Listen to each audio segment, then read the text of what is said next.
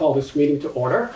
And going to add to the agenda, we have to open bids for the Park Lot and Road structure, and we have to decide about lunch on town meeting. So, two important items that we're going to have to deal with.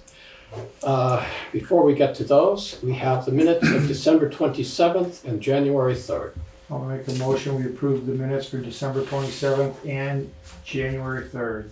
I'll second that. Any discussion? All those in favor? Aye. Aye. We have warrants 14 and the payroll, 14P. I'll make a motion, we approve warrants 14 and 14P. Second that. Okay, any discussion? Warrant 14 is for $24,773.93. And some of the items that's going towards are fuel, repairs for the highway department, payroll taxes, our quarterly payment to the Wyndham Solid Waste Management District, and the community center is getting some ARPA funds for the work they've been doing on the basement of the community center. So, any other discussion? All those in favor? Aye. All right.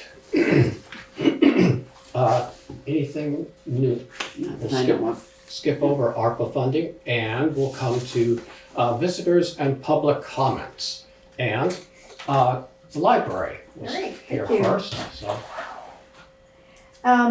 So I hope not to take much of your time. We're just trying to ensure that the select board understands and where we're coming from and what we're trying to fund, rather than going back and forth with emails. So there are sort of two main goals. We would like to be able to increase the amount of time that the library is open, but we would also like to join a system called Catamount. And Catamount gives the library patrons access to books throughout the state from any library that's a member of Catamount.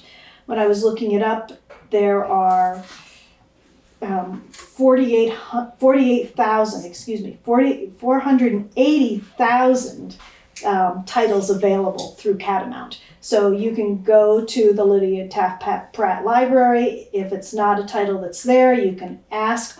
Or you can go online yourself and say, oh, I'd really like to read that book, and the library will get it for you.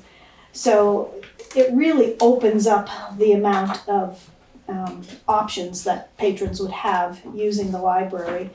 But a stipulation of Catamount is that we have to have a paid librarian for 16 hours a week, which right now it's 13 hours a week. We're open 16 hours, but it's 13 hours a week, and it's we're not funded, but volunteers open on Saturdays for us. So thank you to Chris and Kevin O'Donnell and Jeannie Bristol and Phyllis and Chandra. They come in on Saturdays, but according to the Catamount rules, all of your hours that are open must be staffed by a paid librarian. So when we were originally putting in our budget, we had asked for 20 hours a week, knowing that we wanted to do Catamount, but also add some either evening or morning hours. We do thank you for looking at that, and you did send back 16 hours, so we now know that we can do one or the other, but we can't do both. So I know you're in a bad situation because everybody's asking for more money, but we're here again to ask to reconsider going to 20 hours a week, so that we can join Catamount and we can add some additional hours. Just so you know, we have put out one survey we've gotten some response to. Of course, there's no real consensus. Right, consensus. Oh, I'd like evening hours. I'd like morning hours. So we're going to put that up again as another opportunity for people to look at when would you like the hours to be before we make that decision. But as I said, we can't do both the 16 hours. Okay, well, we did the best we could. We increased to 16 hours, and we thought that would pave the way to Catamount. And then we got the email that they won't accept volunteers. That was unfortunate. We're sort of sorry that they won't allow, volunteers. I think volunteers are pretty nice. We can still do things, but we're not allowed to check books in or out, so there's no way we can man the library on our own as volunteers, because we could not check out a book for a person who came in while we were there to do it. It's got to be a licensed librarian. Okay. Paid. By. Yeah. So How much do you need to get paid?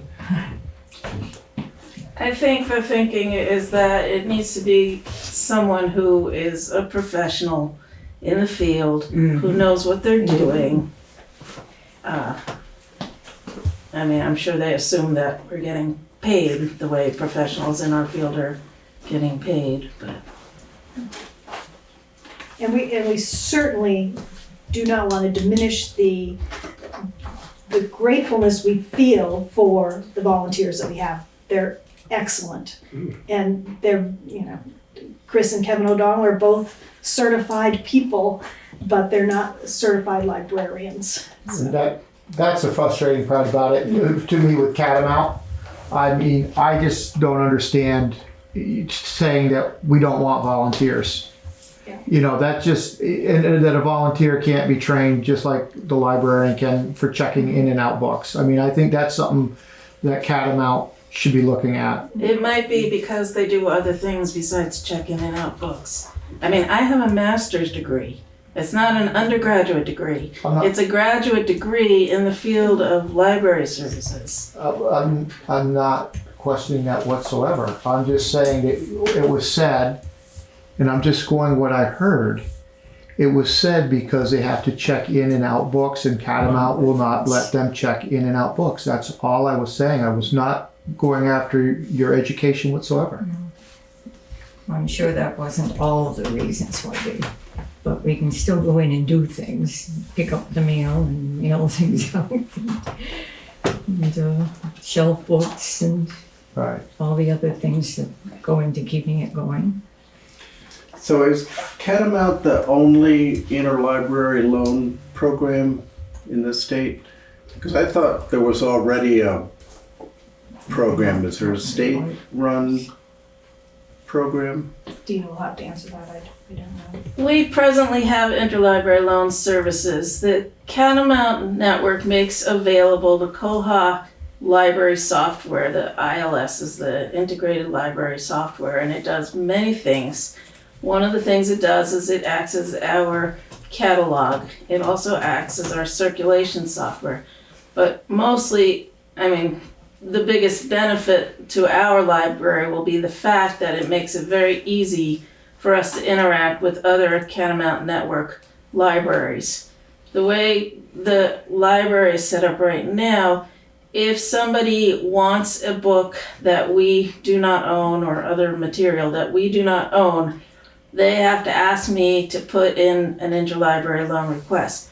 But if we are part of the Catamount Network, they won't have to go through me to do that. They will search the catalog, and basically what it'll look like to them is that we have a much bigger collection available than what we have.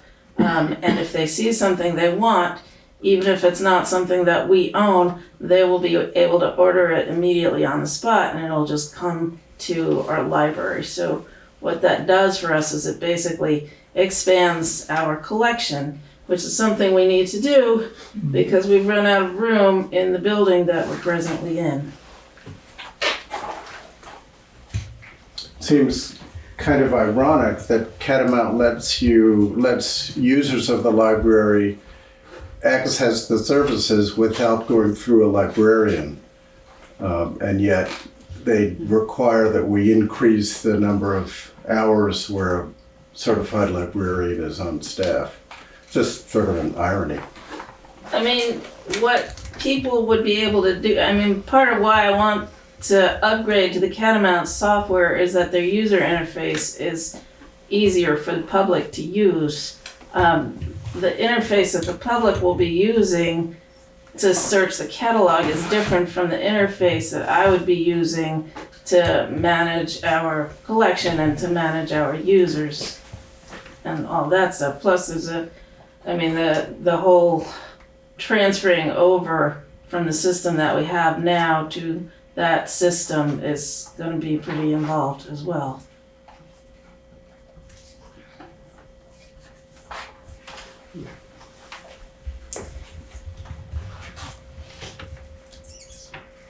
So Catamount is requiring 16 hours. And we did say we were gonna fund 16 hours. But you're saying that's all the library would be able to be open. Right. That's a shame. Yeah. Small towns live and survive by volunteers. Yep. That's just a shame. Yep. That's, And one thing I want, because I know one of the things that you had asked us is to show if patronage had increased with an increase in hours, which we won't have an increase in hours, so we can't show you that. Well, I think one thing you could do is use the volunteers and the 16 hours, show that there's an increase with people showing up, and then possibly going to Catamount at a different time. You know, once you see that you've got the Increase in patronage that you. And that's something that the trustees will have to decide, which way do we want to go? Do we want to go to Catamount and pay Dina for Saturdays and say no volunteers are going to be checking out, or do we want to increase the time? And Right. that's, part of what we'll have to decide as trustees. And do I understand that, let's say if we funded 30 hours a week that the library is open with a librarian, yet we wanted to be actually open 32 hours with 2 of those hours volunteer staffed, that we couldn't be part of Catamount? That's my understanding is that they want the libraries who are using their software to be libraries that are professionally staffed. So you're saying no, that you couldn't do that then? I think that's the answer. Yeah, That Sort of I a mean, there are slap in the other. face. The thing is that there are other things the library could do. What they, if the library could be open, but they couldn't be fielding reference questions and they couldn't be circulating books. It would just be a space, and there's no reason for us to be open as a space because there's no room to sit and study. There's no room to really read a book. There's no children's area that you'd want to hang out in for any amount of time. So Right. So when I read the, joining Catamount, their website, it did seem like they were, as you say, just would not accept volunteer help because of the complexity of the system. I'm kind of disappointed.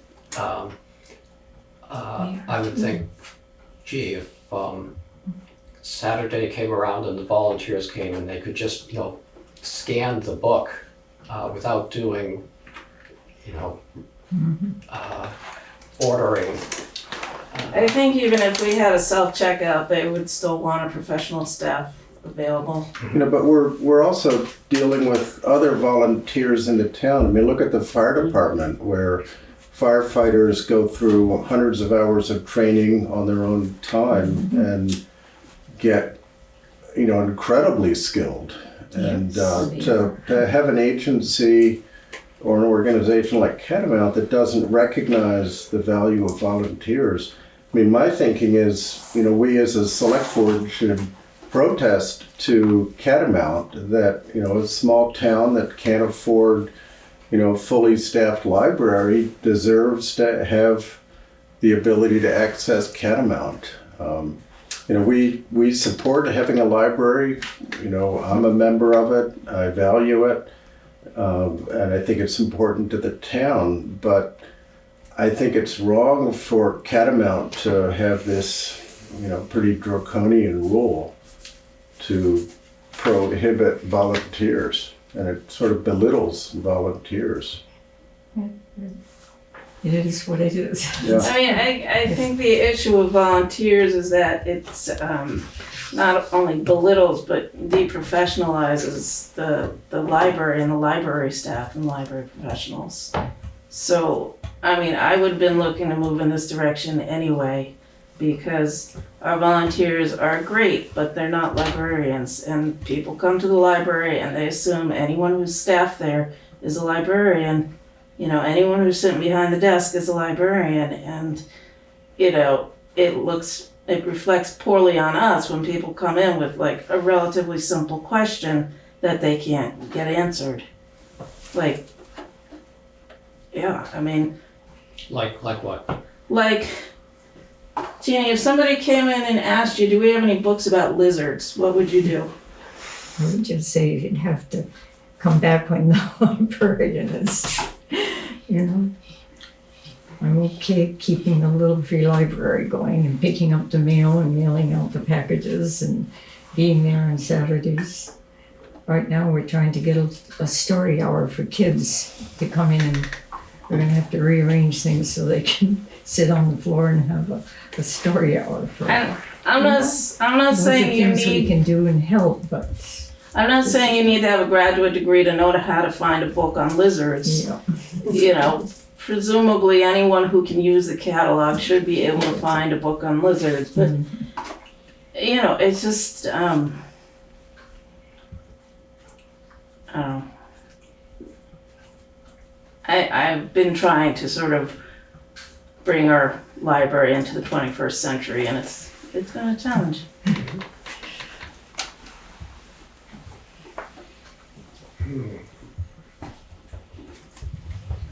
Well, I guess, we're going to work on the budget, but if you let us know what you decide, whether you're going to dump the volunteers and go with Catamount, or maybe skip Catamount, try to expand the hours that you're open and see if it increases the number of people using the library. And then the next board, Selectboard, would consider that, and maybe, I can't say what they would do, but they'd listen to whatever you propose for next year. I think that's pretty much what I thought too. It looked like I was still among the lowest paid town employees too. So that was something I had a question about, because I would like to get paid the way librarians get paid. Mm-hmm. So I'm just kind of wondering why that decision got made. Because I think we went down and we figured I don't know if I have that sheet in front of me. Where was the librarian on here? It's not, because it's part of the library's budget, right. so it's all. Right. I don't know that we don't necessarily set the rate, it's the library trustees that set the rate. Right, within the budget that they get, so. Right. Okay, well then, so what we have in the past, the town support has supported the salary, the rent, which keeps going up, the insurance, and the telephone. And so, is that what you all figured out, that you were going to give us a sum of money to cover those 4 items? I mean, can we know what that sum of money might be? Yeah.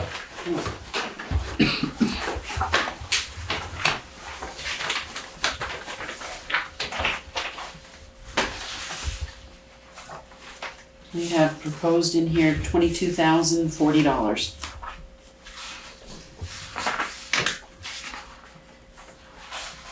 And I don't know what that makes up. I don't have the breakdown of it. And I don't know what percentage raise that, I think it was, I don't know what the percentage raise that you asked for the librarian was. I think what you sent back to me was that it would be a 10%. 10% raise is whichever all the employees except for the road crew So- received.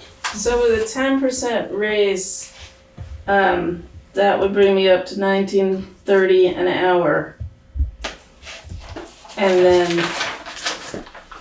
I don't have the figures in front of me, and I don't think anyone else does, but, our rent is gonna be $5,400 this year. I think we are, estimating 200 for the insurance and 600 for the telephone, so $21,000 for the librarian, it sounds like, somewhere in that neighborhood. For a 16-hour work week, is that what you're thinking?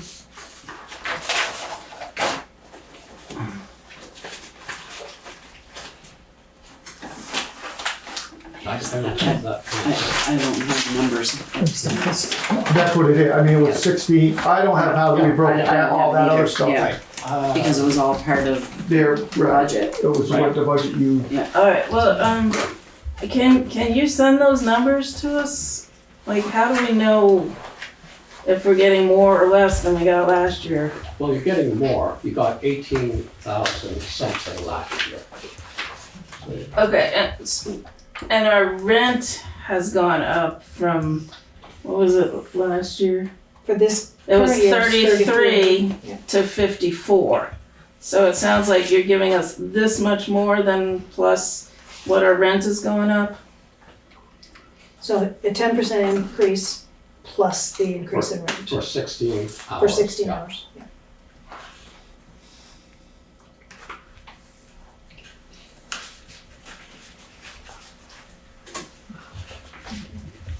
Thank you. Okay, anything else?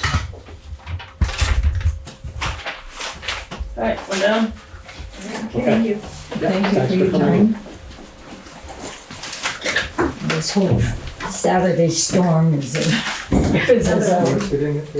care. we trucked all over your floors. We'll send you the cleaning bill. Pardon? We'll send you the cleaning bill. I know what. Okay, Gail Sorensen, did you have anything? No, I'm here just Okay. as an observer to hear your budget discussion again. All right, Bill Bandish, did you? Yes, well, not quite sure how to begin. I'm going to start with a quote by Mark Twain, wherein he said, "Always tell the truth. That way you don't have to remember a thing." 150. I bought my property in 76 or 75, I believe. And in that time, this is the third time I've appeared in this room. The first time was with Ernest Chamberlain. I go back before any of you were probably born. So, and to get a permit, if I bought that 20 acres that I have, would the town give me a building permit to build a house? You've been in my property before because I worked extensively with your husband. And the agreement was, and it's a handshake. And I mentioned that, I allude to that in my missive to you, that I was told, Bill, we're going to grant you a permit, the exact words were, because we want to get young people moving into the town and it will help build the tax base. But that road is just horrible. And I said, well, can we work? He says, yeah, we will make some effort to try and upgrade that road. The very first time that a cement truck came up there, it tipped over. And it cost me a fortune to have it lifted back up. I've paid, I don't know how many countless thousands to your husband and to Teddy Glayback. I might as well, I could pay the national debt trying to bring my driveway up to some kind of manageable code. Remember Mark Twain, don't lie. I'm not lying. When you cover the national debt, Well, you'll have to remember I'm that. talking about the national debt of Bandish. I didn't specify the United States.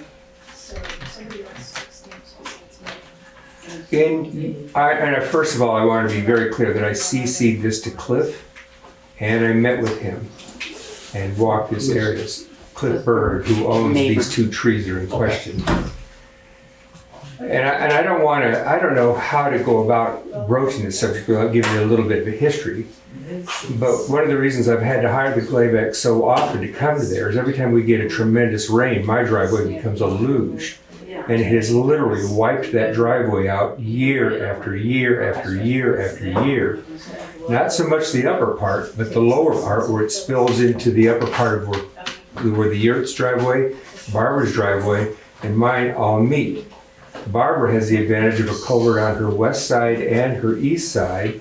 I only have the advantage of a culvert which has a mound that, I don't know who put it there, so my water won't go into it, it goes around. So when the roads do wash out, such as in July, the town comes through with their graders or whatever it is they come through with. Cliff never has to face any of these issues because that portion of the road is always maintained. But it's that 100 feet or lower 50 feet of my driveway that takes an absolute beating. Such is life. I bought the land, I had my eyes wide shut, I knew what I was walking into, and I built it. But I built it with the understanding that the town of Dummerston was going to help me upgrade that driveway. Initially, we discussed bringing it up to such a state that they would come all the way up to my upper landing, make a circle there, turn around and come back down, because it's a town road. And then they decided it was just too expensive and they weren't going to do it. Sorry, I'm not used to this. I'm just not a very So it is a town road? Well, I have 2 points on that I want to make. Point was, maybe I'm wrong on this, but it seems to me about 20, 25 years ago, the town sent out a letter to people in my situation that for the paltry sum of $1, I could buy that road or name it, which I didn't do. And I didn't do it explicitly because I had hoped that someday when things got better, which they never have financially, the town would be able to help me keep that road in good repair, which they never have. Until 25 years ago at the Apple Pie Festival, I baked what has to be, and again, telling the truth, the single worst apple pie ever made in the world. I asked the guy that owns the house here on the corner if I could set up a little booth.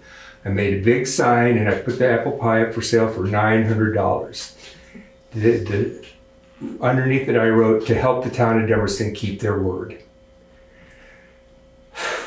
3 days later I came home and there was a dump of SurePack at the bottom of my driveway.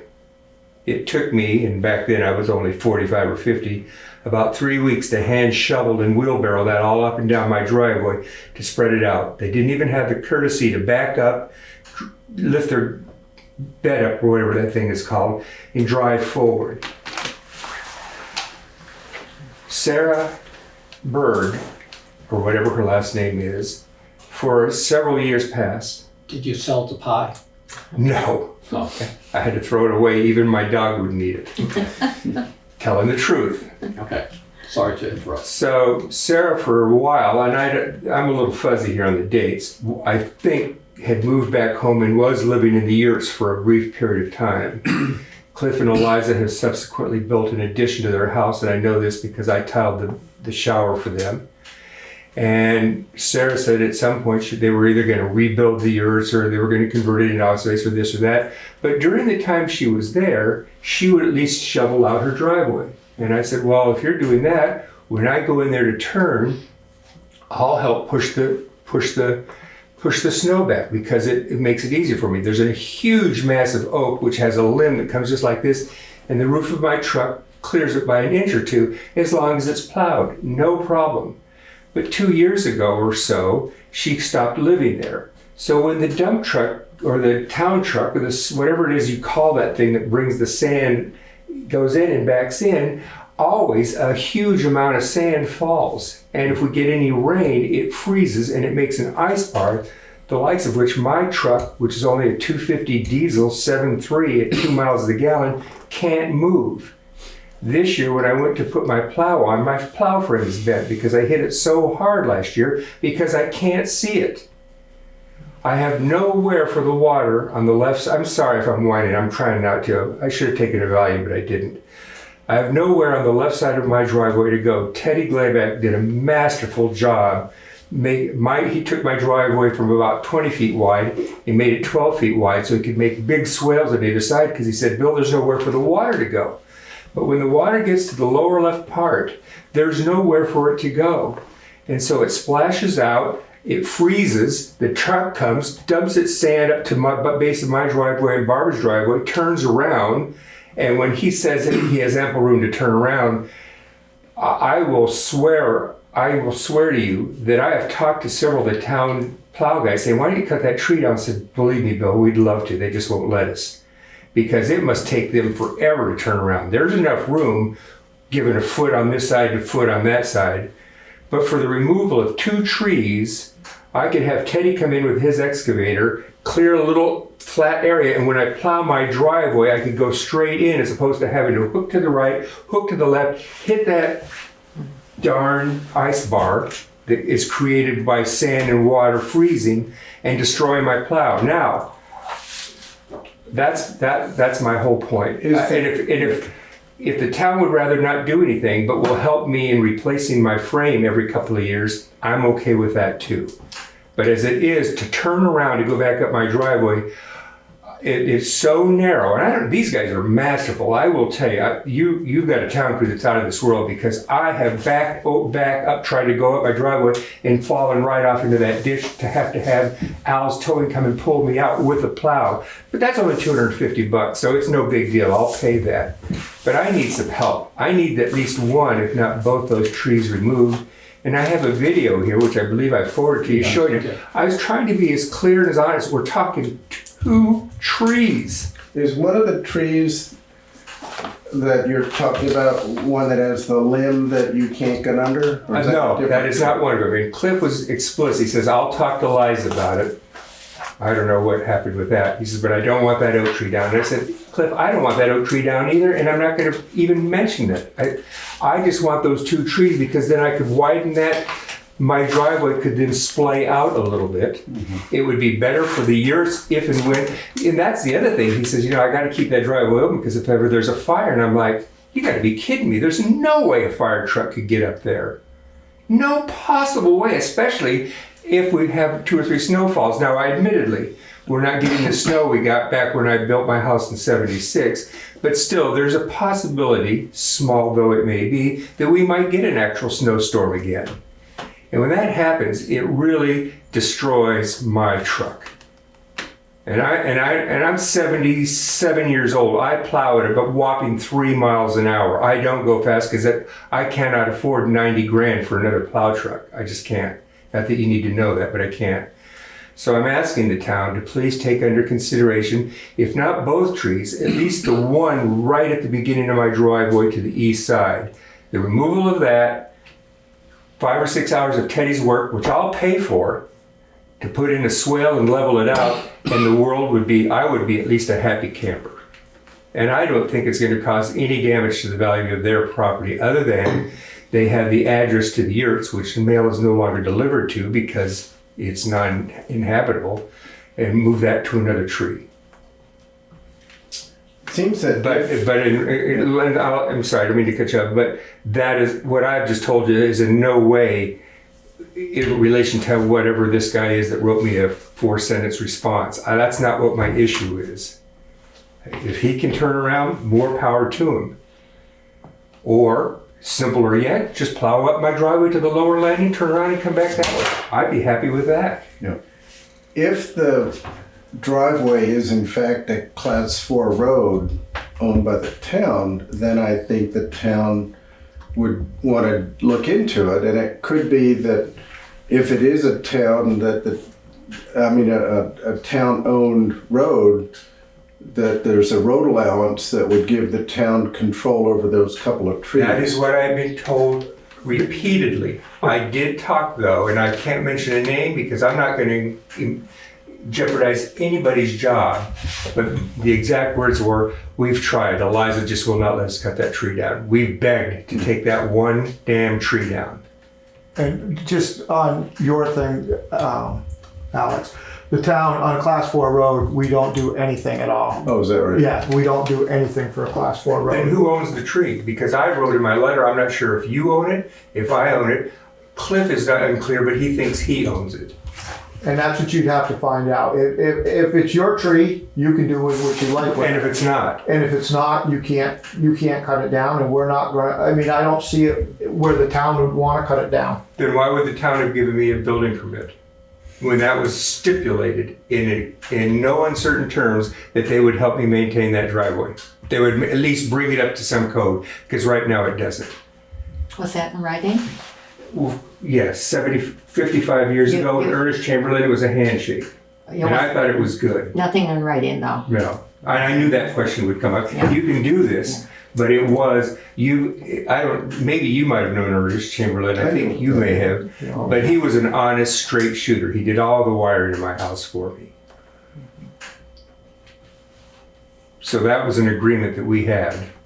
Not necessarily to take down the job, but to bring the road up so that my driveway, so that it's usable.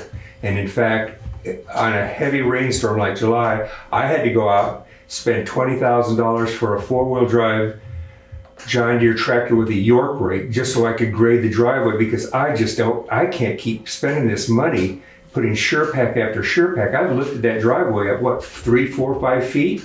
And it's still no good. And it never will be good because there's nowhere for the water to go. I can't plow it. I keep dropping my left front fender and then bending my plow because it drops off into the swale that Teddy made for me. And without the swale, then it would just, if you think you've had trouble with that culvert, you should see it without the swale that Teddy put in. Now, Teddy Glayback, in case anybody's unclear as to who I'm referring to. But I think that the town has some rights to say, look, we got to all get along here. I was transparent with Cliff. I'm not trying to. I don't want any hard feelings. I don't want any hostility. I don't want to, any of that sort of thing. I just want to see if there's some way we can resolve it. But to do nothing is not a resolution. Is the driveway on Greenhoe Road or Canoe Brook Road? Greenhoe. I was going to change the name because I was offered that opportunity, but like I said, I didn't do it because I thought it was class 3. If you say it's class 4 or 5, but I believed it was class 3. To where the town plows it to. And then we turn around right there. Yeah. It's class 3 to where we turn around. Well, where you turn around happens to be, they have to work their way around that tree. You can't tell me that a 4-foot square area or a 1-foot square area goes from 3 to 4. If in fact their plow, the back of their truck extends up past the tree, then thank you. You just solved my case for me. Let's cut the tree down. Let's fix it, and I'll never be here again. I think you got to talk to the landowner, get the landowner's permission to cut the tree down. And I don't think this is, to me, I don't think this is a town issue. I think this is 2 property owners' issue, is what I feel it is. And I disagree wholeheartedly. And you have that right to do that. I mean, you don't, I know you said we could go like this, but you don't have anything in writing saying that, it was said that this was going to happen. Mm-hmm. Ernie's not here to say he said it. No, he's not, and I'm not trying to. And I mean, so it's at the point where the town has, where they've been turning around for years and years, right there. If that tree is on, who did you say his name was? Cliff's? Well, actually, I think it's Eliza Berg, actually. Yeah, Eliza's property. Mm-hmm. You would have to get with Eliza, talk to her, see if you can cut the trees down. They've said no. Then I think that's... Well, there is one other option. That is, if for no other reason than just advisory, the town select could write a letter saying, we've met with Bill, we understand his concerns. Is there some way that you and Bill could come to grips with the removal of at least the one tree, because it is impacting the quality of his life in terms of destroying his plow every time he hits it, because the yurts that we do drop sand inadvertently in front of the entranceway to the yurts. If you would do that, then I would be at least... I myself personally don't even feel comfortable doing that. But it sounds like it would make it easier for the town to turn around. It would make it so much easier. I went up there, what was it? What was the first storm we had? And I turned around there and I didn't have an issue going up backing around. It's a wide enough spot to turn around in. And you did it with a plow on your truck Yes. and an 8-foot bed? Yeah. Well, it was longer, it's actually, but yes. Wow, you're gonna teach me how to drive then, because I can't do it. Unless you went into Barbara's first and then back in. You sure didn't go up mine and back in. No. There's no 4-wheel drive system that will make that. It's a 90-degree turn. No, it was. Because he's mentioned how much we've worked up there, I'm gonna abstain from the Yeah, and conversation. I don't blame you. And I don't want to. I did not mean to drag you into this, Marie. You know I that. will abstain. I think just right. You've been there too, Zeke, because you married my wife and I. Yeah. I had to go get him on my yak. Just kidding. A letter, like he says, wouldn't commit the town. No, I don't want you to. It's just, That's what I'm saying. I don't even think the town should, I think this is between two landowners, and that's who it should be between, because like I said, it's not affecting the town. Well, it's affecting a resident of the town. yeah. Right, and that's why a resident should get with the neighbor. I mean, we should be neighborly, and if the neighbor doesn't want it, which he said, the neighbor said no. So, I mean, if the neighbor says no, I don't think the town should be trying to pressure somebody into doing something that they didn't want to do. That's my feeling on it. I don't think that's our spot to be. Well, they can say no as long as there's no compelling reason to at least reconsider. All I'm asking you to do is write a letter. I don't care how milquetoast it is in its import, to let them at least be aware that Bill has some concerns about the possibility of removing this tree. We would encourage you two to meet and see if you can hammer out a solution. That's all I'm asking you to But do. you've done that though, right? I talked to him, all I get is I'll talk to my wife about it. Then, I mean, you can go knock on the door and talk to the wife too at the same time. I just don't see where the town getting involved with something like this is where we want to ever go. It's just, I don't believe we. Yeah, I don't really feel like you're working at all, at least with me. I feel like it's been status quo for so long, and I have put my life's blood into that. I mean, there are years when I put as much as $3,000-4,000 into that driveway. I can't do that over the course of 40 years, every single year. I've paid more for that driveway than I'll ever pay you folks in taxes. Raise my taxes, I don't care. But gee whiz, do something. Don't then. I mean, what's my next recourse? I can't afford it, but do I have to hire an attorney then? I would go. If we were to write a letter, we'd just be saying it would be a letter of introduction for you. That's But all I ask. You already know them. And But I do. But at least they would know that there is another party looking in on this, or at least observing it, or at least being a casual bystander. However distance you want to put yourself from the situation, I'm okay with that. But I want to walk out of here knowing that at least I had your ear. I have a little bit of sympathy on your part, and that you're willing to go, even if it's just 4 inches in my direction, towards helping me find some resolution to this. That's all I wrote in my letters. Can we find some compromise, some resolution? And if that resolution is simply no, that's not a resolution. That's not a compromise. That's nothing. And sometimes that's what it is. So I mean, don't get me wrong. I understand you putting the money into your driveway. I put money into we all put money into it, and I understand you do it. It sounds like more than I have to, but it's just the way it is. And like I said, your neighbor. Yeah. I would talk to your neighbor, and if you feel that strongly about getting an attorney involved, then I think that would be your next step. If you don't feel that you're comfortable going to the neighbor. If I get an attorney involved, then where does it wind? Who resolves it?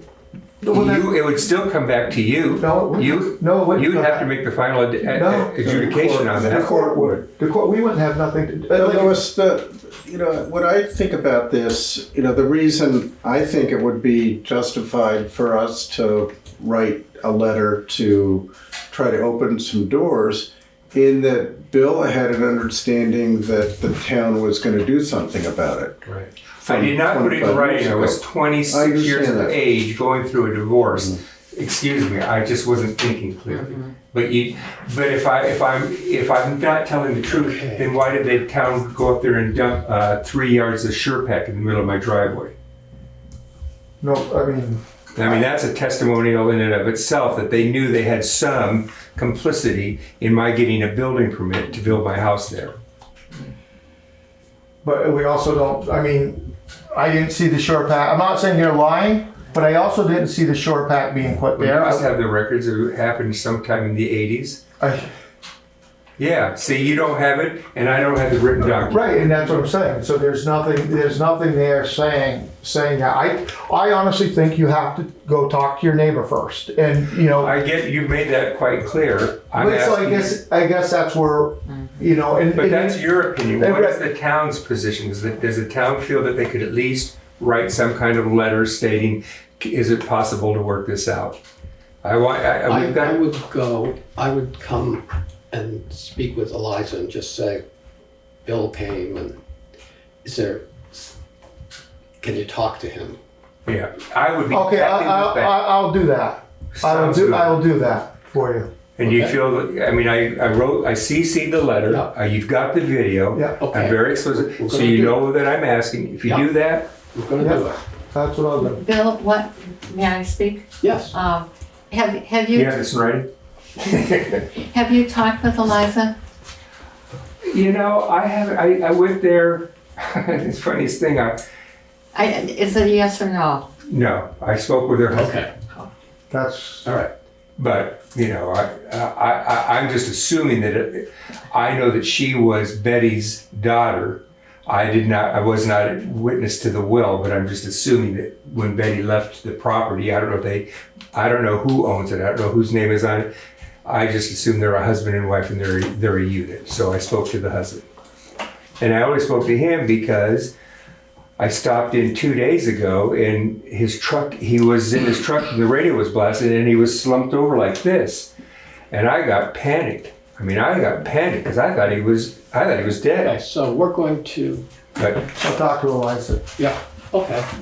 well, thank you. Thank you. Thank you for giving me your time. Sorry to take so much of it. And Well, I walked we out here knowing I kept have much. I told the truth. Okay, Okay, bye now. good luck getting back up your driveway.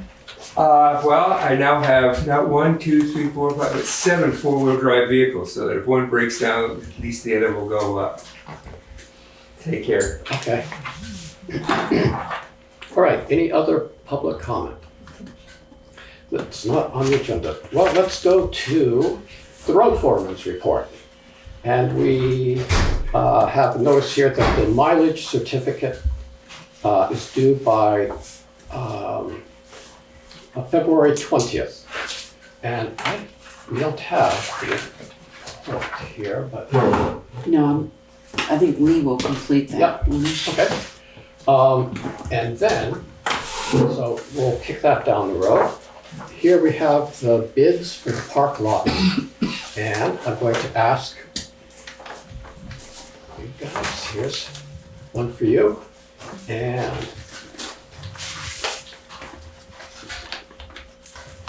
do you like to open it? Oh, you can open it and then that way I can get it all recorded. How's that? Yeah.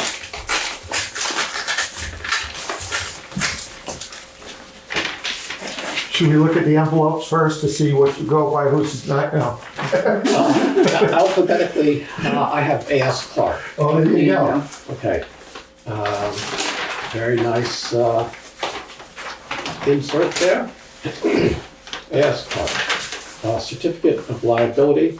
Total cost from A.S. Clark is $259,500.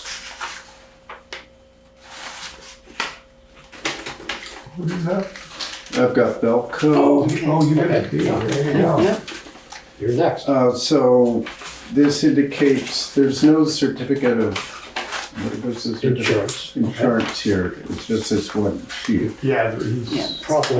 Indicates that concrete would be by Jeff Carter Concrete in Spofford and guardrails by Lafayette Safety. The total cost $176,500. Okay. Okay, Lewis. all right, I've got Evans, And his total cost is $206,823. Quite a spread. Yeah, so the question would be, I think this 176.5 would include the concrete and guardrails. I think he just has that. Right. That's my, All right, I so think so. So give these to Lee. have we'll him- give this to Lee and he'll check in with others, these bidders if they have questions. Yes, if he has any questions on And it. then he'll make his recommendation to us at another meeting. So, Will we award that at the next meeting or wait? I think we could probably do it at the next It's the next meeting. warrant meeting. Right. Okay, so I'll make sure he gets that. All right. Any other road foreman issues? Correspondence for information. Is there anything there you would like to go over?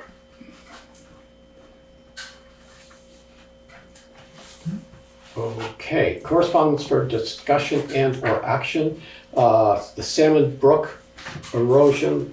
I guess the word is that there's one resident that wants to pursue this. So that's as much as I think we know. When Todd comes back, he may have more information for us. Let's see. The January DRB hearing regarding the town right-of-way to access the gravel. And I was supposed to talk with Roger about that some more, and it just slipped my mind. You know, sometimes if my hearing aids are put in backwards, you know, it takes stuff from one side and sends it out the other. I don't know.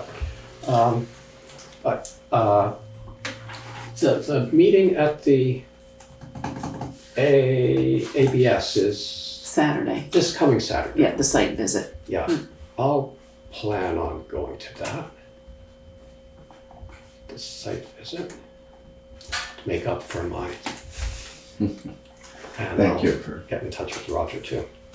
And give you a report back and once we know what they are proposing to do. And then the DRB will deliberate on that later, during the following week, I think. Sometimes they'll, it's whatever their schedule is. Yep. I don't know how I that. think that's what it is. Okay. Let's see, we had emails from Catie Berg regarding Dummerston Cares. You're up.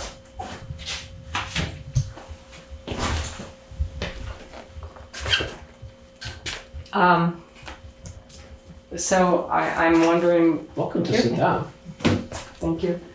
I'm wondering if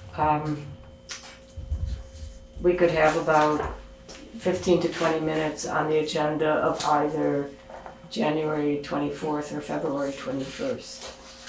So that you could ask questions about the declaration of inclusion from someone who knows how to answer it. I know in the past when I've been at a couple of select board meetings, I was asked questions that I couldn't definitively answer. I thought I could roughly answer it, but I wanted you to know as much as possible.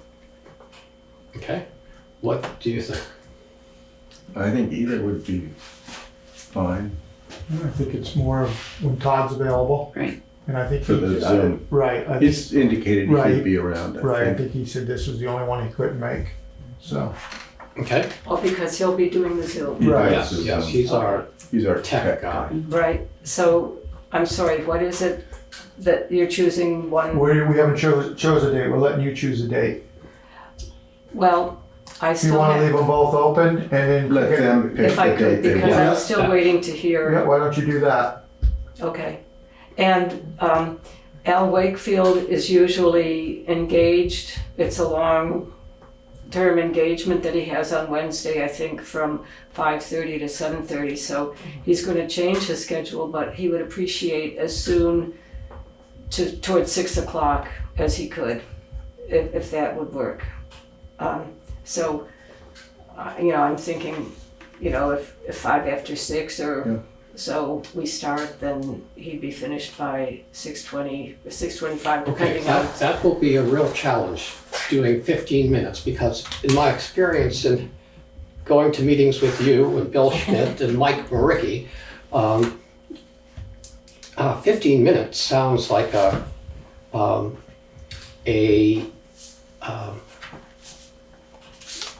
I think maybe a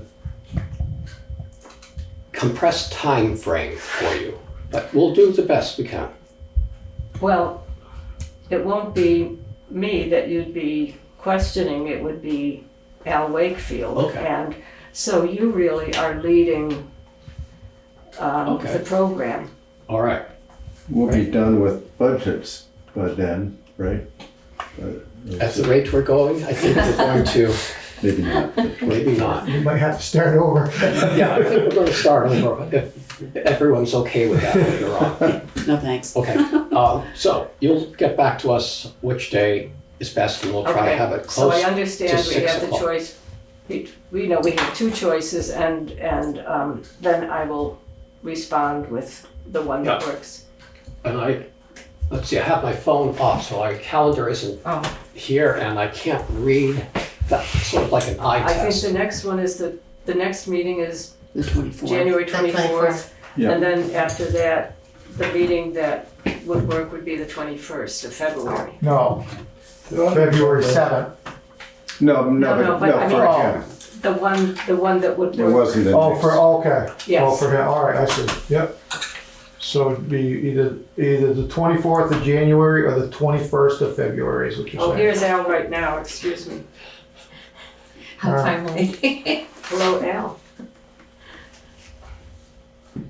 All right, Okay, Let's see what this is. Yeah. so the 21st, February 7th doesn't work. right, Okay, Hello, Al. all right, so it would be one of those. I can now. let's see.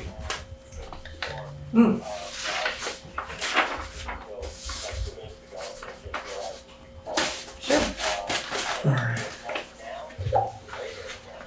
Well, right now I'm with the select board and I am asking whether January 24th on Wednesday or February 21st on Wednesday. Both of those times are open and I'm wondering if you have a time, either of those times, and then we could nail it right now.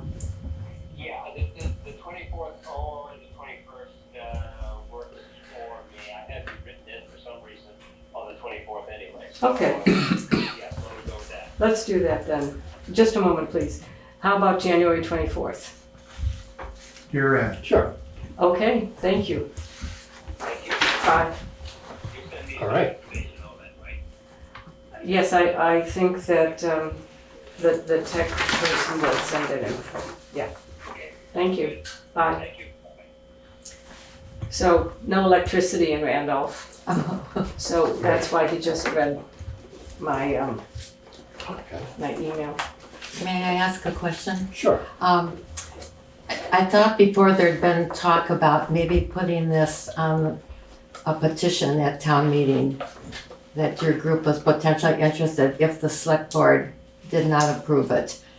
That was a comment last time, I think, when you requested it, that it might be. Well, there had been talk that maybe without taking this question to town meeting, that the select board would consider it and possibly approve it, and I don't think that's going to work out now. I understand. Going to town meeting or the select board approving it? My understanding is the select board won't take it up to approve it before town meeting, is that correct? No, that's not, I don't think that's technically correct. We haven't made any decision. We're having a meeting on January 24th. I just thought that's what was. Oh, well then, my understanding is that that the select board, I think I heard from you, Zeke, that the select board had decided not to take this up for approval. Now, procedurally, because we couldn't meet today for the Zoom because Todd isn't here, procedurally, because we don't have a vote from the select board, the petition is due on the 16th. I mean, the 18th. So with the petition being due on the 18th and are not meeting till the 24th for the select board to say, yes, we approve it, we just had to proceed to say, without prejudice, we are going to submit the petition. And then my understanding was from a previous meeting that the select board said, well, if you're going to petition, then we won't approve it. But do I have that incorrect? I guess I missed all that. I missed all that, but here's my thing. I think this January 24th meeting shouldn't even take place until there's a new select board then. If we're not, so I am lost. Well, So that's all okay, so my purpose in proposing this meeting is for your benefit.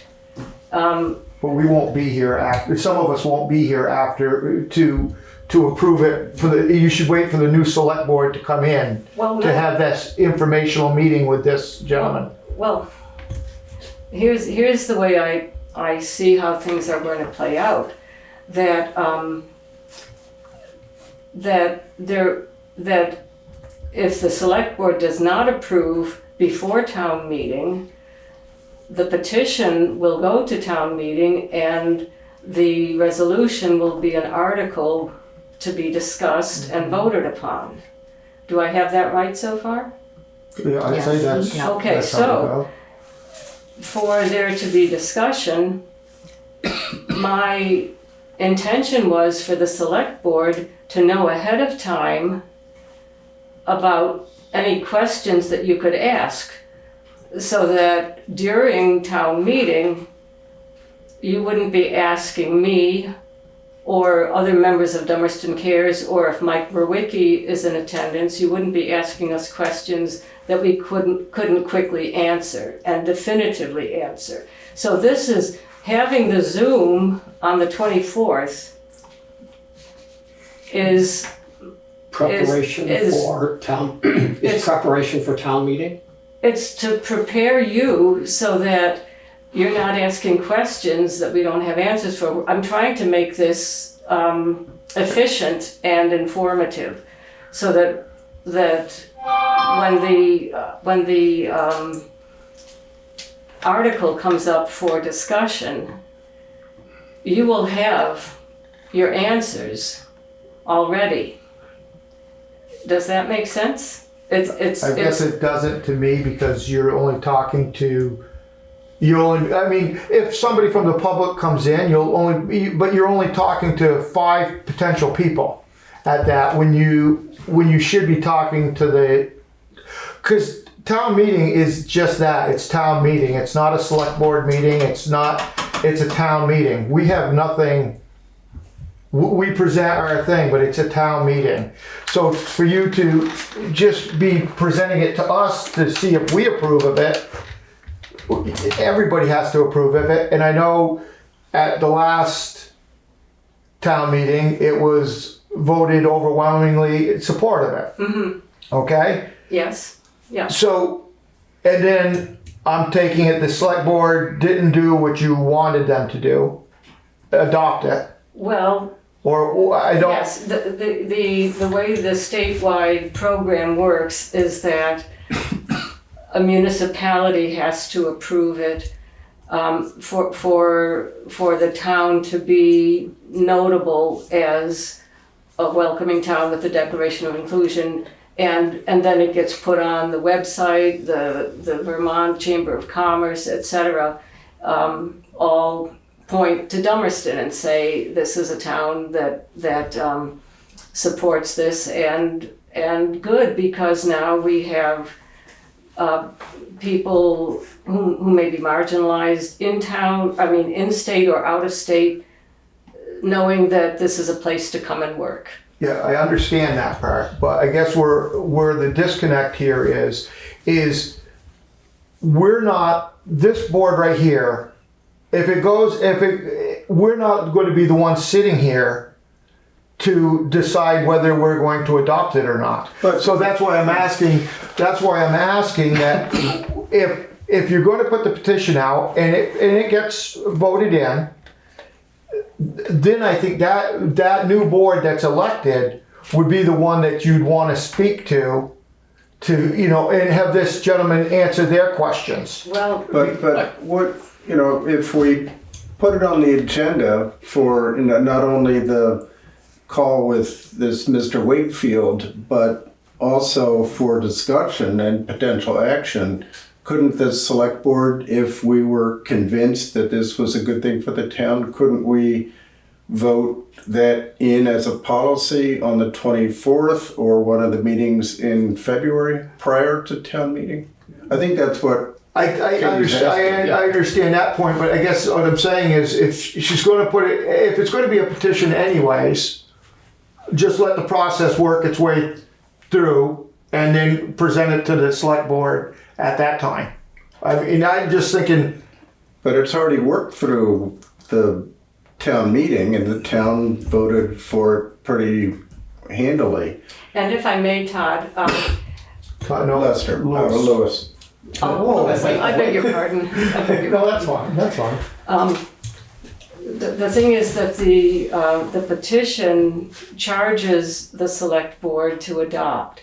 So to go to the select board on March 6th, I don't know that it would matter, because if the townspeople vote for this resolution, I think de facto the select board would adopt as town policy. That's how this is worded. So if the select board here before town meeting, while you're still in office, were to ask questions of Al Wakefield and be satisfied that there isn't litigation, as I said before, you've got your families, your day jobs, and then your volunteer work here. And who wants controversy? At least that's what I'm thinking is going on here for not just approving it. And in my mind, it isn't controversy. It is, to be, I mean, it's kind of a shingle, a welcome mat, as Mike Merwicki calls it, that our town welcomes people to live here, to work I understand here. I understand all that. Okay. I understand what the whole thing is. I was just thinking, if it's going to be an article anyways, then the people that you'd want to have do it would be the new sitting board. But if we want to have, I don't care if we do it under. I'd say let's go ahead that Do it on- way. In the discussion on town meeting day, we'd have some answers. If questions arose, we might have some answers that we learned from. Right, but yeah, you'd have answers, but it would be. That would inform the discussion. Well, the Right. townspeople have already approved it. Yeah. So what the townspeople are doing now by petitioning is charging the select board to approve it. So here we are back with the ball in your court. So it could be done. It could be done before town meeting if you're so inclined. And then we would pull that article from Yeah. the agenda. Yeah. Well, so I think we should go ahead with the meeting on the 24th. In any case, to inform you, Right. Yeah. and with the possibility of taking action. Is that what I'm understanding? I'd like to suggest that the agenda be worded such that we could take action if we felt it was appropriate. I know there's been controversy in the past. I don't think Lewis and Todd have been part of those discussions. I don't remember that I was. Well- Yeah. So it's a new board since it was debated. Right, that's what I'm was getting at, and that's why at first I was saying this, but I got confused. It's been a year or so. Well, certainly, Bill Schmidt, the former president of Dummerston Cares, is a strong advocate, and I am myself, and I would be very happy to talk with you, Louis, and with Todd, and answer any questions. And maybe that would just put the dial a little bit more forward by the time the 24th of January comes around. I mean, this would be off. Oh, well, I think we might as well just do the January 24th meeting. You're gonna be at it, right? Yes. Yeah, so we'll just do the January 24th meeting and. Okay, but I'm gonna try and keep it quiet, right? I mean, I'm gonna try and so I'm saying offline, Louis, if you or Todd had questions, I'm very happy to meet and discuss. Well, thank you. And that way, it will be a succinct meeting with me not speaking, but with Al and you speaking. Right. Of course, it is a We're all public about meeting, success. so you can speak. I know, You but don't- you we folks are don't- busy We and, don't put a muzzle on anyone. well, okay. Katie, are you gonna have quite a few people here that they might need more space? You might think about that before the meeting too. Well, I don't know, sometimes it's intimidating to have people saying, okay, I'm checking your body language, who's for it, who's against it, whatever. So I think that Bill Schmidt would want to be here, the president, Meg Lyons of Dummerston Cares would want to be here, perhaps Steve Mandel because he represents a group over in West Brattleboro and he knows that there's strong support there. So there may be, just 4 of us here, plus, and then of course the Zoom with, Right. with That doesn't With take that. up too many Yeah. chairs. yeah. So thank you for asking that. Yeah. Yeah. Does that sound okay? Yeah, I think we're all Sounds set. Yeah, Okay. Thank you. You're welcome. Thanks, Thanks Katie. for coming in. have a good evening. See you later. Okay. All right, let's see. Any other new business? No, yes, turn your page. Town meeting lunch. Oh, Yes, Uh, please. okay, soup and sandwich, or do you want something else? Thai food, Mexican? sushi. No, let's. Because you're an open inclusion community. This is proof of it. That's good. That might come back to haunt us. I think the soup and sandwiches would be, but probably not fine. Yeah. It's not like we have the school board and. Right. Yeah. No, we'll probably, given the warning and I'll ask him if dinner is an option. Yeah. I'll get back to him. Midnight snack. A definite for lunch. Yes. Okay, great. But the question was, is soup and salad okay, or do we want the full lunch? Oh, that's different. Soup and sandwich, you would like soup and, let me get What was it? Soup and sandwich? All right, soup and sandwich. Yeah. That's what we'll go That sounds good too. for.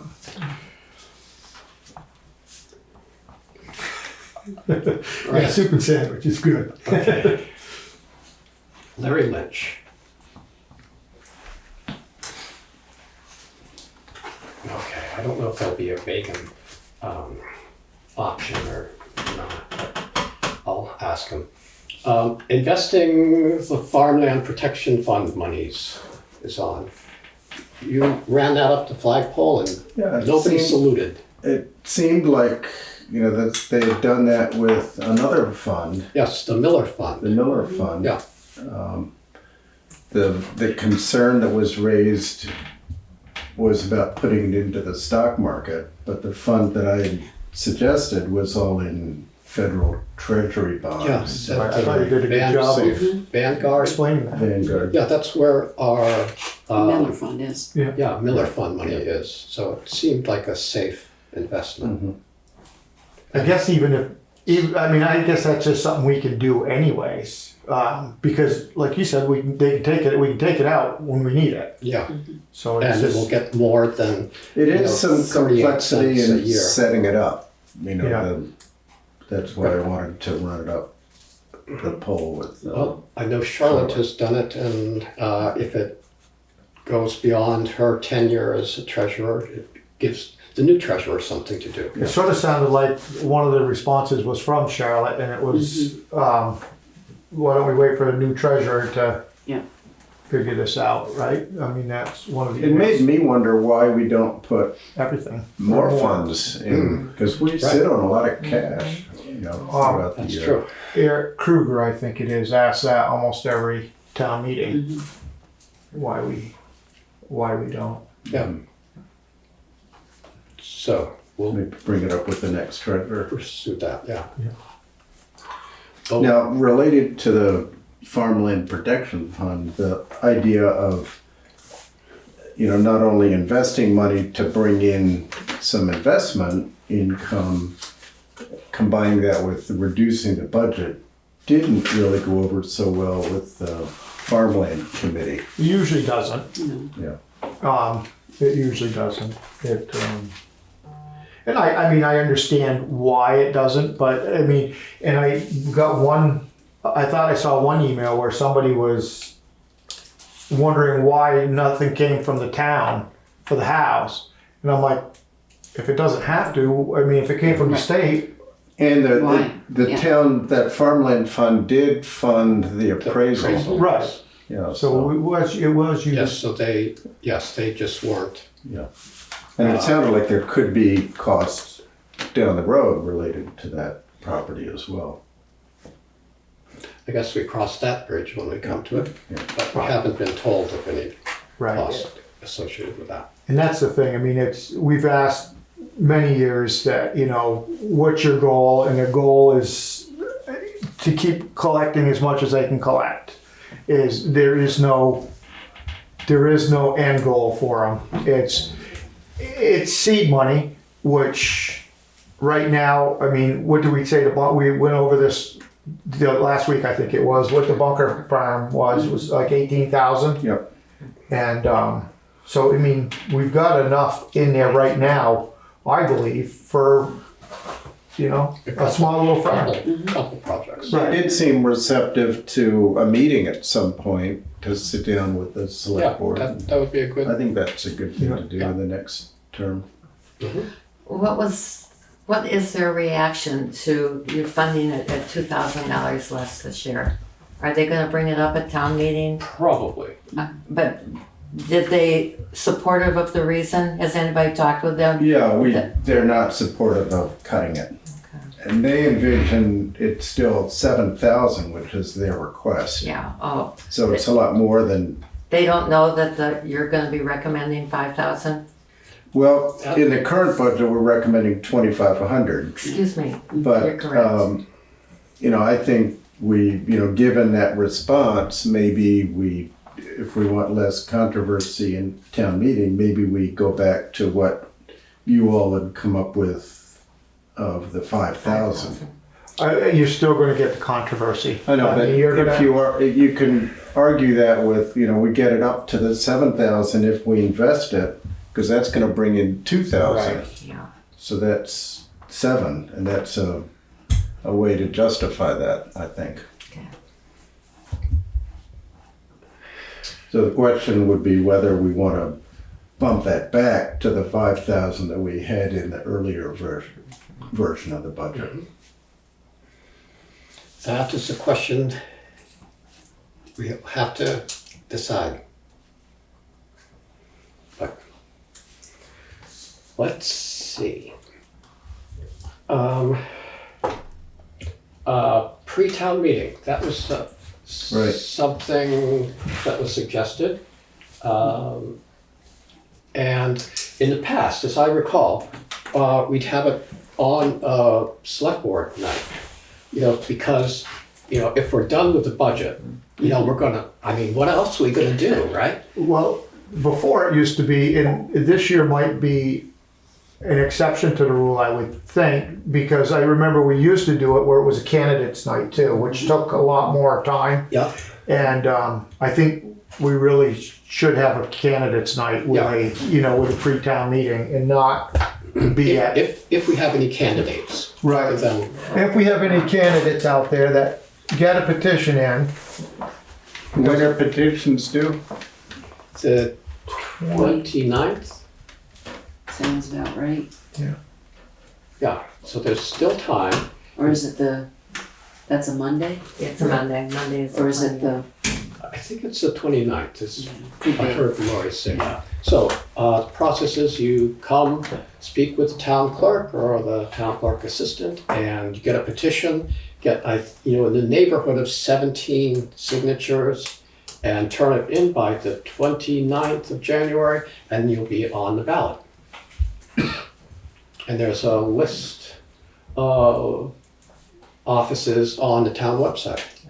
And it's good to get a few extra signatures in case some Right, of them in case some isn't of the voter ones that or you something. put on happen to be in the cemetery or dead, they do have to be Dummerston registered voters. right. So that means they do have to be Registered to 18 vote. Some people over, yeah. think they're registered to vote, but they Yeah. aren't actually. That's I true, read too. into that. So, okay. So So you're making a decision on when to do the pre-town meeting? you're getting ahead of me. I was just I'm about to say My that. apologies. She might have a date in mind. Yeah, well, No, not me. No. you're closest to the calendar. Yep. So town meeting is March 5th. So we'd like to do it before, maybe. Thank you. Or we could have a post. That'd be easier for The everyone. Wednesday before is the 28th. Okay, yes, February. Town meeting is the 5th. Oh, it's 6th, right? Yeah. Okay. No, you're Oh, in wait, the wrong month. February. Keep going March. Okay. Yeah, town meeting is the 5th of yes, March. Thank you. Okay. So we have our meetings. We've got the 10th, the 24th, we 21st. can't do the 24th That's of January. Okay. Well, ideally, it would be nice to do it after the town report is printed and sent out. Good point. Good idea. When does that go out? How about, I think maybe people will be getting it by the 21st? Of February, Yeah. You think? It's be close. close. Yeah. That would be, I believe, if I'm counting right, that would be our last regular meeting before town meeting. Right. And we could have that do our meeting, recess for the candidates night and take questions. Sure. And then, We also, the moderator, Cindy Drum, will have to run that pre-town meeting. that's right. Yep. Right. I have to get in touch with her. So I will get in touch and see if that date works for her. And would that be at the Grange or the community center? Someplace warm, I hope. Might be nice to do it at the community center so people can see what's been happening there. A lot of improvements. What do you think? I mean, it's fine. Last one that I remember, we did in the basement of the church. Oh, that's the third place, yeah. How much room do you think the Historical Society has? 50, 50? that's what we're certified for. Mm-hmm. You're one of those counters. We can put you at the door, that'd be Right, great. oh, Nope, you thanks. stop. Well, what would you like to do? Community center's fine with me, I don't. Community center? Okay. I'll get in touch and see if we See if can. it's available. Yeah. See how much you're gonna charge us. Yeah. Right, I mean. They got that, we just approved the last I hope they saw Let's that. Yeah, yeah. Pull that back. Yeah, yeah. Okay, community center, 221. Okay, If that doesn't work out, I mean, the Historical Society would certainly be available. okay, And we have not counted people in the past, so we have had several attendants where a few Great. more people have been present. okay. So whatever Good. works for you. Thanks for the offer. Okay. All right. Any other new business? Shall we recess I mean, and yeah, we can do it that way. do a budget? Yep. Okay. I'll make a motion, we recess. Second. All those in favor? Aye. Aye. Okay. We are in the budget meeting. Did I miss something earlier? I know I was a few minutes late. The fire department is not here tonight. Did you meet with them last They time? canceled because of that. The weather, No, the it was- fire, okay. Down in Yeah, Brattleboro. so we, There's no new information from the fire no, I department? thought they were going to come tonight, but they may be meeting tonight, I don't know. Okay. I asked them to let me know, but, yeah, so, Okay. And have they presented yet a total budget showing their income or anything? No. Thank you.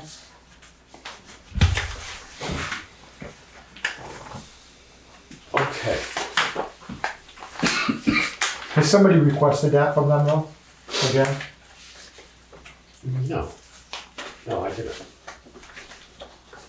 I can do that. Yeah, I was gonna say, I think we should do it again anyways. I thought we requested that. I think we did, but we didn't get, Maybe we did do it in writing, I don't know. and, it just, I think we I think really it have fell to. through the cracks. Yes. Okay, so you'd like to see Their income. income. I mean, from every other organization, Yeah. we've asked for a total budget in terms of what their income is and sources of income. And we haven't gotten that side at all from the fire department. Mm-hmm. If they can give us the proposed budget for fiscal year 25 and an actual for the fiscal year 23 that just ended in the end of June. Okay, That's fiscal year 20, because we're in 24 now, Right. so. all right. Revenue and expenses.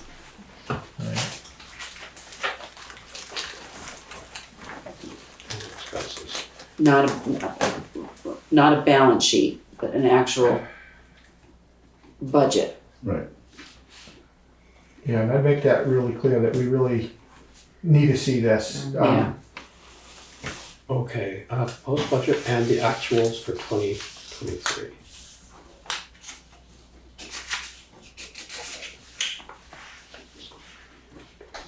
Okay, maybe I'll draft that letter and run it past you for, Okay. make sure I'm covering the bases. Okay.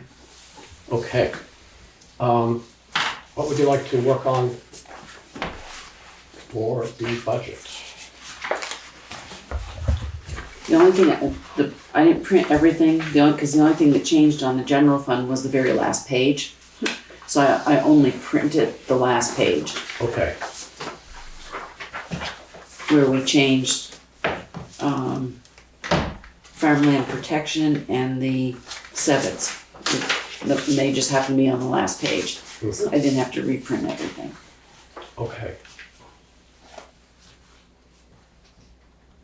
I don't know, of course, the summary changed because of that. Okay. And I don't think anything changed on the capital budget. I printed it anyway, but I don't know that anything changed.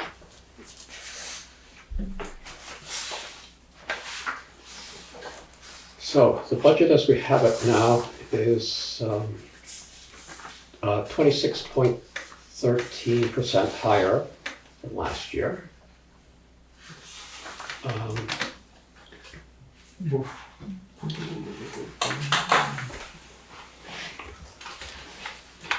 And it would have been nice if we had a surplus to work with, but we didn't this year. So, No.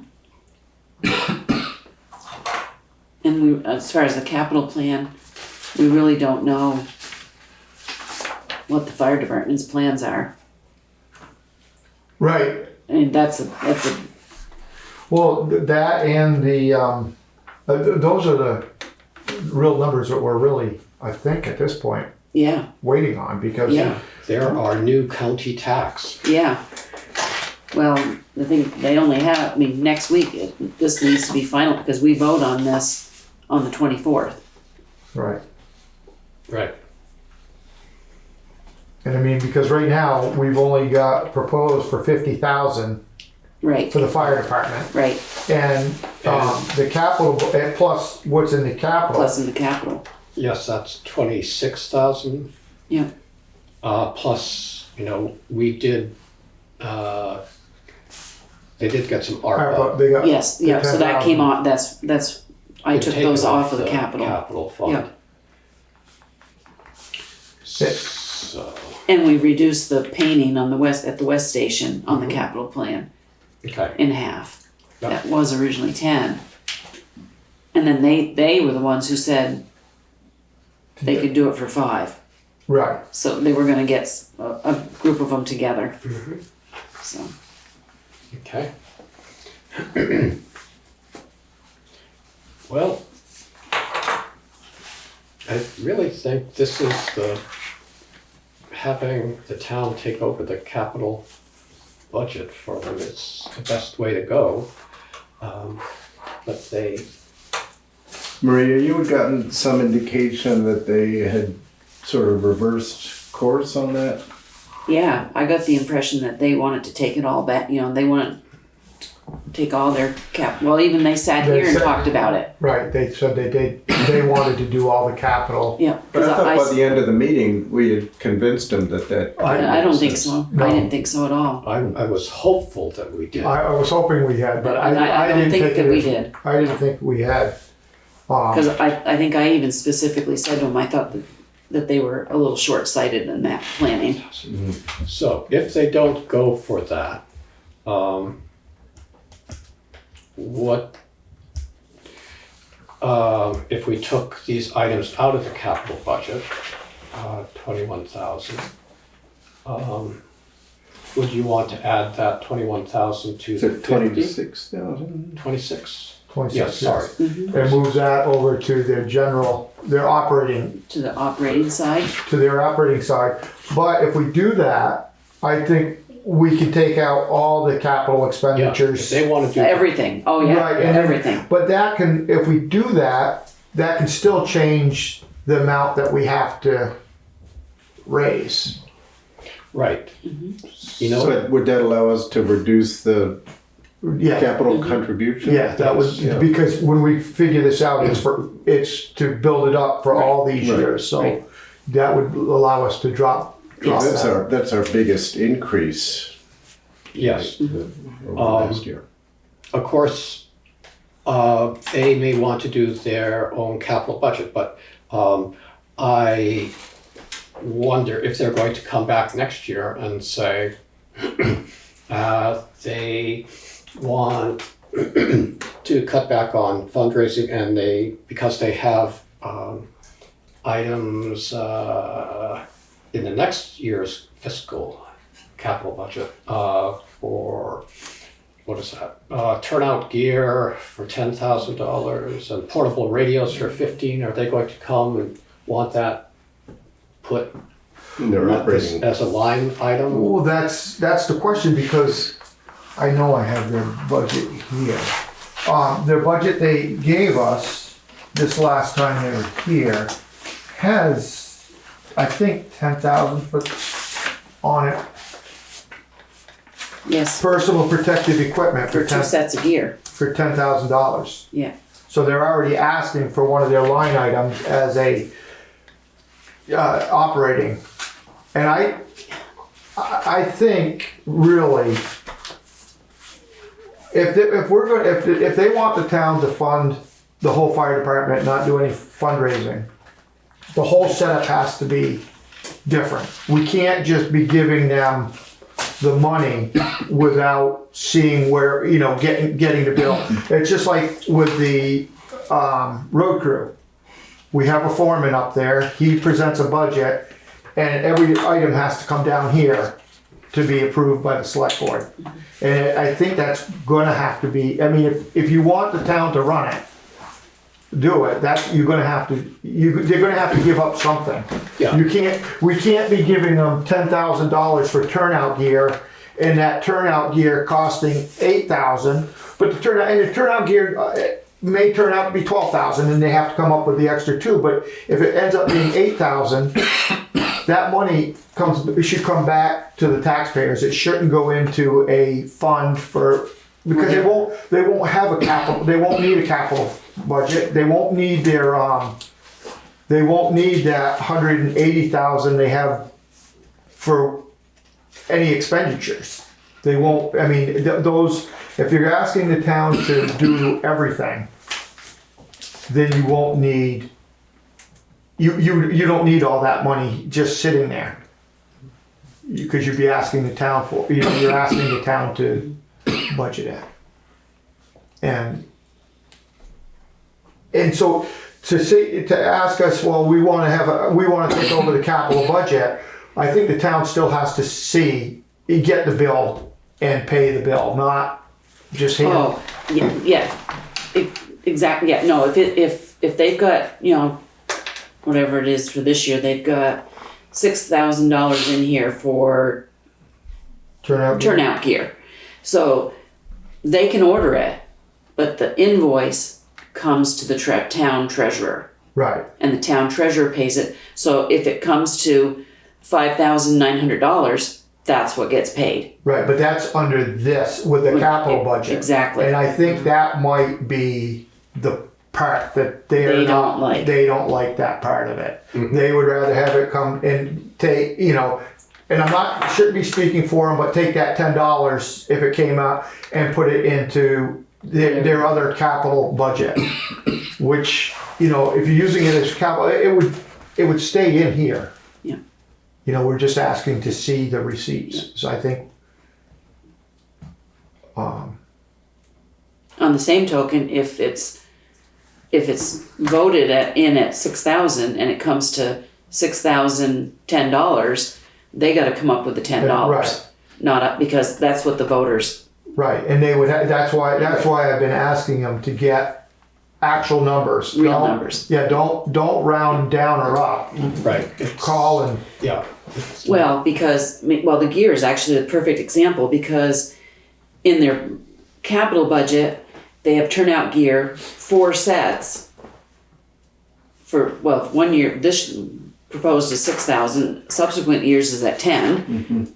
And then in their one of the things that they gave us, they have $10,000 for only 2 sets of gear. But in another thing, they've proposed $10,000 for 4 sets of gear. So none of the numbers are jiving. right. None of them. So, right, we can take all their capital items out of our capital budget, and our capital budget, other than, paying for a new fire truck, Mm-hmm. will look much better. But in a few years, when they want $170,000 for the SCBA pass, Yeah. Mm-hmm. Are they going to have $170,000 in their capital budget, their own capital budget? I doubt it. And are they then going to come to the town, And in Mm-hmm. December and say, we want to add $170,000 to our request. our line item Yeah. here? Right, and that's, I think, what we were trying to explain to them is the way our capital budget works is we're paying for that each year, just like with the fire truck, to put their fire truck on it, so we don't have to take out a loan for that. Yeah. It's Right. $5,000 here, that's okay, but 170 is a lot to ask, as a line item increase. So.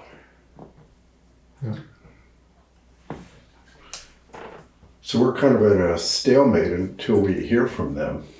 I think we should go ahead and, I'm not the one doing this, of course, but I'd say we add the 26,000 to up the line item to the 50 and take it out, everything out of the capital budget and see what it's there. Have that version. We have a plan A and we have a plan B. If they decide to go with our capital budget, then we. And that way, the numbers stay the same. It's just a placement issue with the numbers. The total number is the same, Yeah. but it's just, it comes out of one and goes into another. And so then when they come to us, they can, say, no, we decided we want to be in the capital budget. We can take those numbers and move them back in here and then bring that other number down. Do it save as, so you can. go Right. back Yeah. to- Yeah. Yes. Are we going to they'll take see the, going down through fiscal year 25, 26, 26, 27, 27, 28? Are we going to take their capital budget items out? I think we should take Everything. everything right out. And so that's going to change, The amount that we probably have to raise. Except maybe the brush truck in 2032. No, because we asked them about the trucks. I asked them specifically, and they said the only one they wanted was the engines the fire engine to be paid for. So we have a plan A and a plan B. Yeah, and I guess we'd have to see that number before we reduce this other number, the amount we have to Yes. put into the capital budget. Right. So we'd have to see with all that taken out where that lands us. Right, and well, the only number as far as taxes to be raised for the capital that we really have to concern ourselves is the 185. If we take the 26, do we want to reduce that by 26? Well, at least though, Maria, because Right. because we got all these other years. It won't drop as low. Exactly. Right. So Yes.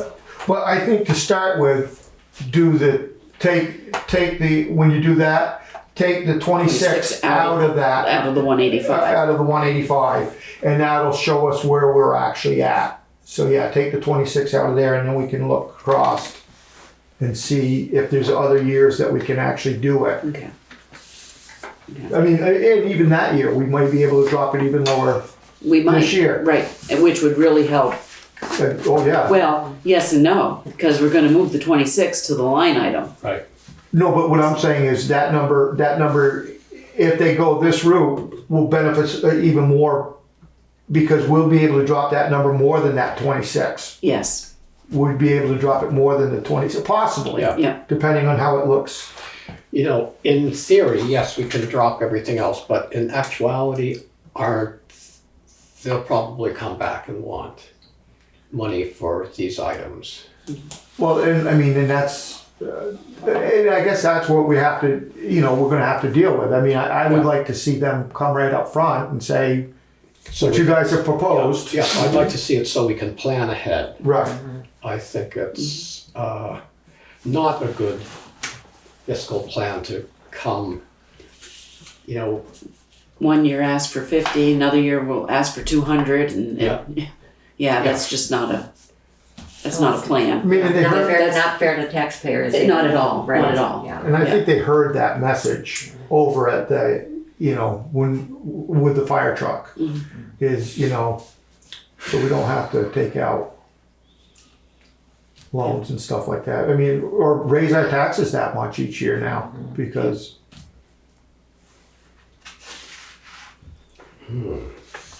Well, boy, that would be really nice for the 27, 28, if we took it all out. It's almost over $180,000.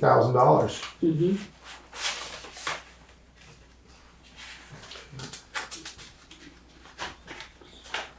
Seek, when you talk to the fire department about meeting the budget, you might want to make them very aware that the town report information all has to be in by certain dates, and this can't keep waffling along. It's got, what, a week or 2 weeks, 2 weeks max that you need to make a decision Mhm. on the 24th, so. Oh, yeah. they Oh, really we actually really need it by next Wednesday. Because Well, we have to vote on this we have to vote on it on the 20, so it has to be completed by next week. by next week, at the end of next week's budget meeting. Then that We needs to be need conveyed. That's our final budget meeting, what is that, the 17th? Yes. Yeah, Yes. that's our yeah, because I gotta have time to type it all. Where it's readable in the town report. And that meeting on the 17th is the one where I'll miss. Okay.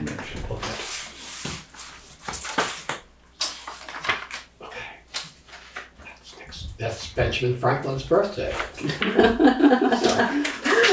we have to, I'll be celebrating his birthday. yeah. Yeah, that's what you're doing it for. Okay, so maybe then if you're not, what I'll do is when I get rid of everything, so that'll be one, leave everything alone is our, Yeah, leave leave it alone. I'll come up with one where this is all gone. And then I'll email it out to us so that we can see the two versions. Great. Okay. Okay. You're going to ask Lori to post both versions? No, I don't, no, I think I'll leave that alone. That'll be, I think there's such a discrepancy there that I don't know that, I think after next week, It would be too confusing for people to. Two versions. Yeah. yeah, to have two different versions and one is gonna look really, really good. Right. Yeah, the one that looks really, really good is the one that we're actually fighting against. Exactly, Well, right, really good might be an exaggeration. yeah, Yeah. Well, yeah. it is pretty good. Huh? Well, up front it might look good, but down the road it's not going Right. to. Right. So, Right. yeah. So, Yeah. something about paying the piper or something. Exactly, yes. Kicking the can down the road. Yeah. Any other budget? Yeah, the other question was about the Farmland Protection Fund. Oh, right. Whether we wanted Yeah. to go back to what we had been proposing a few weeks ago of 5,000, which is a reduction from the 7,000 requested. But, I proposed dropping that because of an Investment. alternate way of earning money. But it's clear from the responses from those three members of the committee that they feel pretty strongly about it. Mhm. Because some of them are property owners, I thought they might be, more in line with the, saving money side. But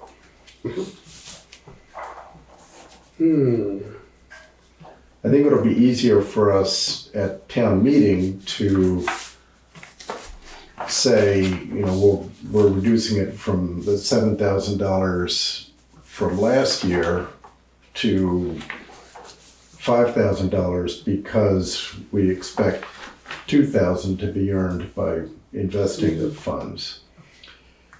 Well, And that's, you know what my response would be if I was on the Farmland Protection Committee? Well, that'd be good. It'd be 9,000 if we do the 7,000. Did I take it out of your mouth? probably right. No, you're probably right. But I think that's a good idea. I don't know. I don't think that $2,500 isn't gonna make that big of a difference That's right. overall. Right. Yeah. So, I'm fine with going back to the 5. Okay, let's do that. Good. Yeah. Maybe we'll only have a 45-minute debate rather than an hour debate.